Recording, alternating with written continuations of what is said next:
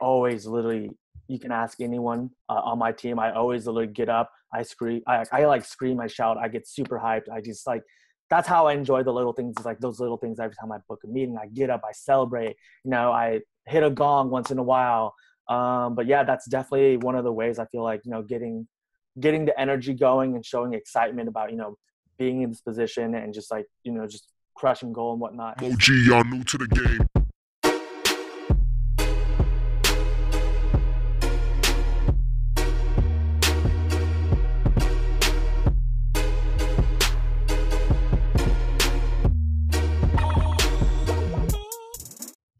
Hey, what's going on, everybody? It's Morgan J. Ingram here, host of the SDR Chronicles, bringing you motivational advice, tips, and tactics for your sales development journey, your sales journey, and also your entrepreneurial journey, as I believe that sales development is the mantra and vocal point of your career and also for your life, because we use sales development every single day. And today, I have a great guest. We saw each other at Revenue Summit, had a really good chat, so it was really cool to see him in person. But I have Edward here, and Edward is from Groove. He is an SDR over there, aka the enterprise guy. We have to ask him about that a little bit later because he told me about it. But the topic that we're going to go into today is how to enjoy your journey in sales. And really, I think that's hard sometimes because we get caught up in so many numbers. We get caught up in so many different things that are happening in our role that we don't take the time to enjoy it and really embrace it. So Ed's going to dive a little bit more into about himself and then why he's excited about the topic today. Appreciate the intro, Morgan. Like Morgan said, my name is Edge, or you can call me by my real name, Edward. So a little bit about myself: born and raised in the Bay Area, went to school in SoCal, UC Irvine. Was lucky enough to land my first sales development gig over at Boom Train in San Francisco. So very thankful to have pretty much grown up here and then worked in the Bay Area as well. And now I'm over at Groove. Pretty much a sales engagement platform, loving it, love the team, love the product, love everything, the culture. So definitely trying to make the most of my sales career as I get it, kicked off. Awesome. So Ed, talk us a little bit about how you got into sales. Was it something that you always wanted to do? Did someone put you on? Like, what happened? Yeah, definitely. I think it all goes back to college. I was actually, I was a psychology major, so I was working with kids with autism and whatnot, and then it just randomly, one day I was just getting like kicked and bit and spit on by little kids, and I was just like, you know what, maybe this isn't the career path that for me personally. Yeah. And then out of nowhere on Facebook, I saw pretty much an internship opening for this, a really super small startup called Crux. And I applied, met with the co-founders, and I got started on the growth and marketing team with me and a couple other Irvine students. So that's really, you could say, that's when I caught the startup bug per se. And then from there, I was just like, oh man, like I love this. I love being able to collaborate with each other, working in small teams with the co-founders as well. And I feel like I've always had this really high energy and positive outlook on life. So I wanted to find a career that I could transfer those skills over. And one day my buddy, who was at Boom Train, one of my close friends, he was just like, hey, we're hiring. Let's get the show on the road. I was like, all right, went in, did the interviews, loved it. And that's how I ended up in sales. Awesome. Well, it sounds like a great journey, and that's what we're going to talk about today. So there's obviously along the journey that you're going to have some losses, but you're also going to have some wins. So along the journey thus far that you have in sales, how are you enjoying those small wins, and what do you do when you get those wins? Oh man. So I feel like, I don't even know if it's like, you could call it like a personal mantra, but it's like this way that I tackle, like me being an SDR, every time I book a meeting, I have this I always literally, you can ask anyone on my team. I always literally get up, I scream, I like scream, I shout, I get super hyped. I just like, that's how I enjoy the little things. It's like those little things. Every time I book a meeting, I get up, I celebrate, I hit a gong once in a while. But yeah, that's definitely one of the ways I feel like, getting the energy going and showing excitement about, being in this position and just like, just crushing goal and whatnot. That's basically how I do it, just pretty much ever since I started at Boom Train. Yeah, and the reason I asked that question is because a lot of people don't enjoy the small wins. So like even for myself, like a lot of great things could be happening, but then Yeah. I'm like, oh, that's cool, but I got like 1,000 other things I have to accomplish, and I still am not close to hitting my goal. But the small wins are probably what most people maybe think that are huge wins. So the reason I'm asking that question is because I think a lot of people get so caught up in all the madness. Oh yeah. So it's like, how have you, was it like you've always been, like you said, has it always been that way? Or is it a way that you've been training yourself to be like, okay, I got to win today. Like I need to take some time to actually go celebrate it. Cause I think sometimes we get so lost in the journey that we don't even do that. Yeah, I feel like one of the, I don't know, I feel like, I guess it started when I was at Boom Chain. We had this application called Hoopla. And so Okay. every time you booked a meeting, your song would play.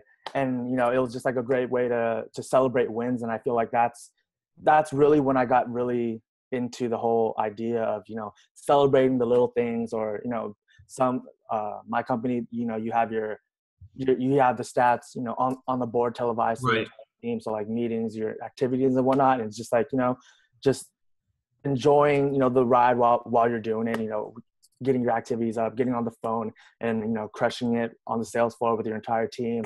Or like another way I do is just, you know, always have music playing. I feel like when there's not music playing and it's just like a silent room and you're doing your thing, it's just like, oh man, this is just like, this is weird. You know, always got to have the energy going 24/7. Cause you know, in some ways what we do, there is sort of a routine. So definitely finding a way to enjoy that routine and, you know, helping others enjoy their process as well. So definitely, you know, music, you know, getting excited about the little things such as booking a meeting and stuff like that. So it's always awesome.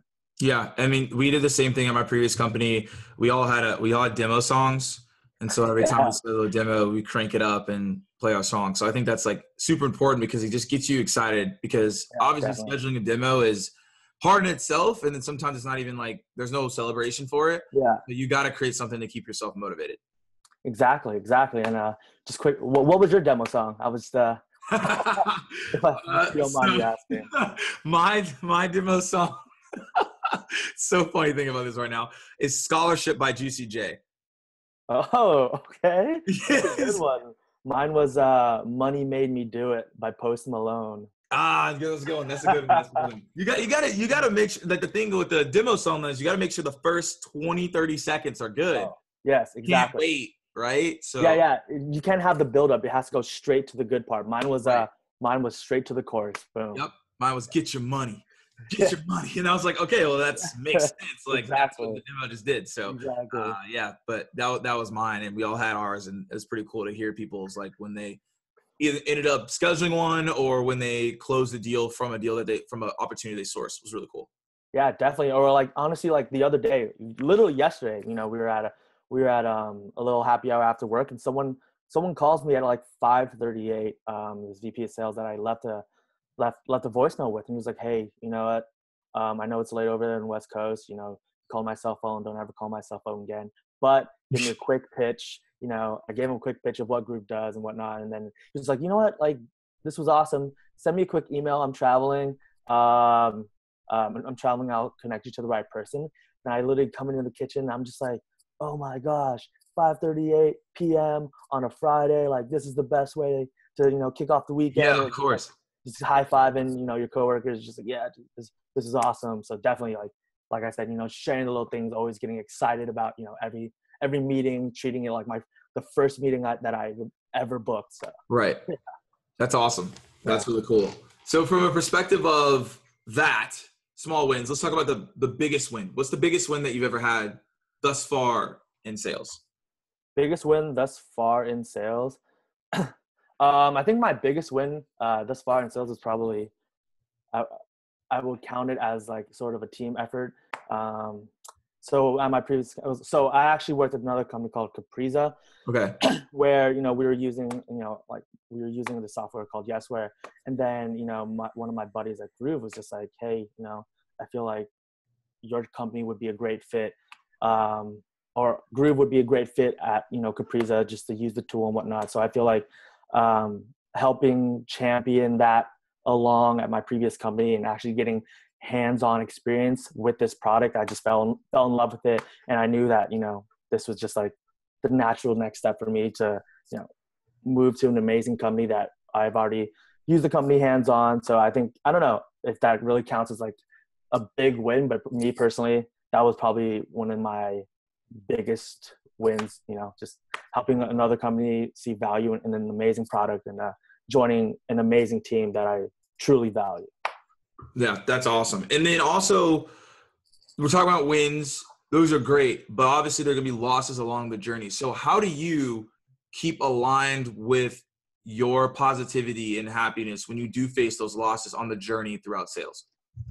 Oh yeah. I think one of the most important things to remember when you're in sales is that, not everyone is going to be like, oh dude, like this is an amazing product, I want to sit down and learn more. Just like you have to go into the mindset. I feel like it's like this killer instinct. It's just like, all right, well, one person said no to me. Let's keep it going. Let's keep this engine going. There's one prospect says no. There's probably way more in the pipeline that you could reach out to that, are better suited to book a meeting with. So I feel like, just having that, just understanding that it's just the nature of the job. And and just having, being around people who are just as hungry and amazing culture is just like, that's all you need, just to keep it going at all times, 24/7. I love it. It's to really embrace where you want to go and where you want to Yeah. be. Really, that follows into my next question is, what is your ultimate goal with sales, and how do you encourage other people to find an ultimate goal to chase throughout their journey so that they can remain as positive as you? Oh, I think me personally, my ultimate goal in sales is to move into an account executive position and, start closing my own deals. And I think one of the things that really helps me along this journey is like I guess you could call it visualization. It's just understanding, where I want to be in life and, where I am in life and where I want to be and what next steps do I need to take to get there, whether it be, working late on weekends, adding people, into my cadences and, just working those long extra hours. What can I do to help not only myself, but everyone around me, get to their next step. So it's just like team effort and just, being hungry and just, wanting it. So that's definitely what's kept me, kept me up these late nights and just like to keep going always. Yeah. And you mentioned, obviously you're hitting your goals, you're hitting yourself in stride, but you mentioned helping others. How important has that been to you to help others along the way when necessarily you're not in a manager role, you're not in a leadership role, you don't have to do that? I feel like, that's always been like a very important aspect to me. I wouldn't say like I don't play like sports like professionally and stuff, but I understand, it's very cliche, but there is no I in team. Right. So always, if you want to get to the next step in your career, you got to help. You have to understand that, once you're gone, there's someone else that needs to take your place. So you definitely have to be in the mindset of just helping others succeed in their careers as well. And yeah, I feel like, being part of a team is just like a better like mindset than just being in it for yourself. Yeah, for sure. And along your journey, again, you've already expressed the wins. You expressed maybe some, hey, like this is how I handle losses.